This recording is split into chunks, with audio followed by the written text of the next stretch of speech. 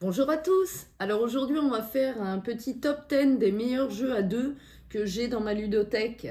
On va commencer à la 10e position.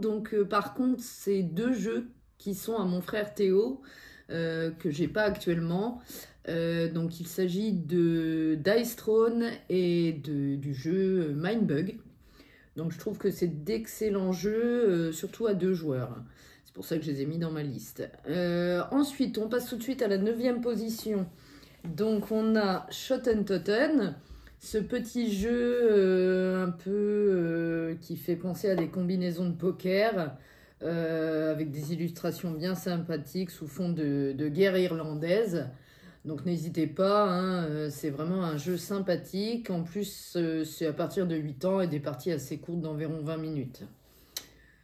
Alors ensuite, on va passer tout de suite à la 8e position. Et là, on retrouve un jeu un peu plus compliqué, mais vraiment sympathique sous fond de guerre qui ont déjà existé. Donc c'est Champ d'honneur. Donc ce jeu, moi je l'aime beaucoup. C'est un jeu abstrait. Ça se passe sur une sorte de damier et avec des règles asymétriques pour chaque pion. Donc il est vraiment très très intéressant ce jeu-là.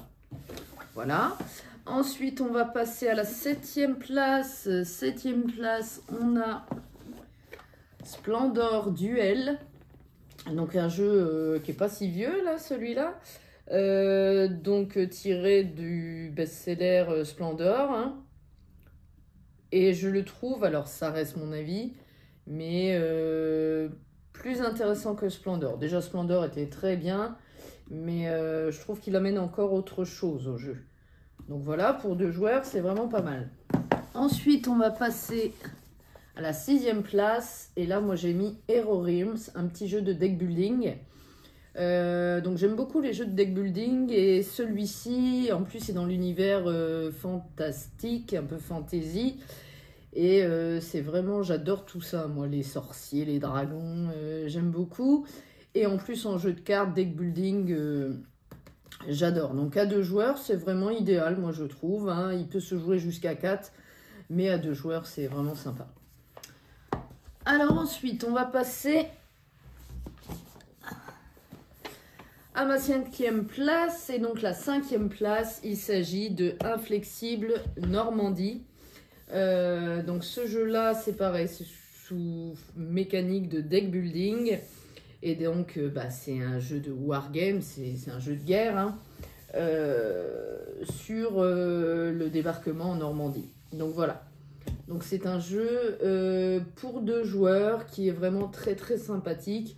Par contre, à partir de 14 ans, parce qu'en plus la thématique de la guerre, voilà. Ensuite, on va passer à mon top 4. On se rapproche du top 3. Donc le top 4, j'ai mis Fantasy Realms, un petit jeu qui peut se jouer de 2 à 6 joueurs. Mais alors à 2 joueurs, moi je le trouve idéal. C'est un jeu de combinaison de cartes. Voilà. Donc il est vraiment très très bien. Et toujours sur le thème de la fantasy. Donc on passe au top 3. Donc dans mon top 3, j'ai mis alors un jeu tout récent hein, qui vient d'arriver il n'y a pas très longtemps. À 2 joueurs, j'ai mis le fameux Pagan, le destin de Roanoke. Donc je vous ai fait un petit podcast récemment sur l'histoire vraie de l'île de Roanoke. Donc voilà, donc ce jeu-là, je le trouve juste super. Enfin, les illustrations, la mécanique, ça change. Un jeu de rôle caché. Non, il est vraiment très très bien. Et puis à deux, en jeu à deux, c'est super. Je vous conseille de l'acquérir.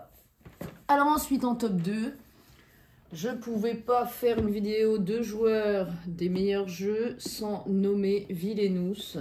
C'est grâce à ce jeu-là que je suis rentrée un petit peu dans le milieu du jeu de société. Et Villainous, en plus, l'univers Disney me parle beaucoup, toute mon enfance.